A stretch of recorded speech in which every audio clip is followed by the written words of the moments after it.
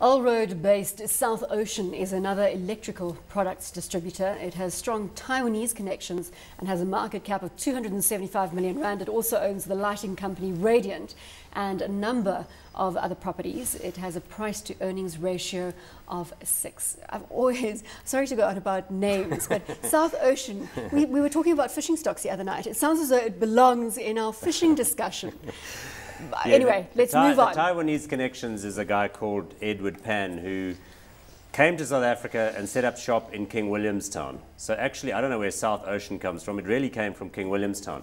Anyway, he then was bringing in stuff from Taiwan because it made perfect sense. So that's really the basis of the business model. It's a little bit like Cipla MedPro, you know, relationship with a tied supplier. The Radiant Group was then brought on board. So now you have Taiwanese. The Radiant Group was owned by people with surnames like Schwartz and Sarakinski. So they put those two together, which seems to be working okay so far. Radiant has quite a strong position, and it's got an extensive product range in the lighting environment. So it looks okay-ish. Also had a viciously roller coaster ride since it listed, but to be fair, that's more to do with timing than anything else. Do you concur with Paul on that front, that it's just about timing in terms of the volatile ride it's had to this point since listing? Yes, it certainly has been volatile. We think the thing is ridiculously cheap now. So South Ocean Electrical Wire is the cheapest cable, low voltage cable manufacturer in the country. It's running at full capacity. It's got an aluminium manufacturing arm that's just been set up as well. And again, we think that a lot of capacity has been taken out of the industry and there's big orders to come out of Eskom. So we think that there's a strong possibility of margin expansion to come. And we think that the Radiant business is quite attractive. It just seems to be the star performer in the group through the downturn.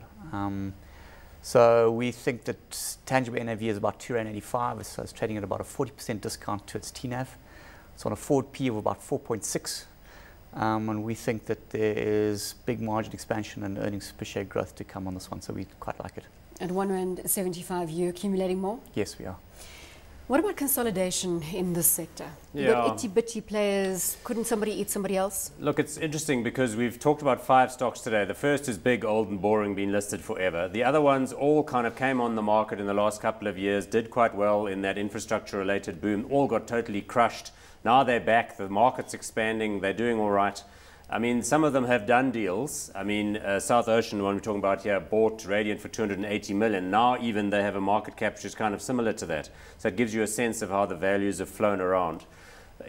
Whether mid-sized companies can succeed and become giants of the future largely depends on the talent of their executives. So if you're considering investing in any of these, I would suggest getting closer to the management, go along to an investment presentation, as I'm sure Anthony and his mates over there do. Just listen to Anthony, that's what he does. And just inform yourself, because they don't have big tradable liquidity in the market much.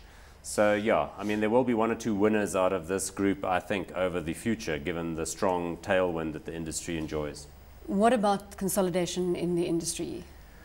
Yeah, is that on the cards? I think you certainly can't discount that. I think that ARB certainly is a consolidator.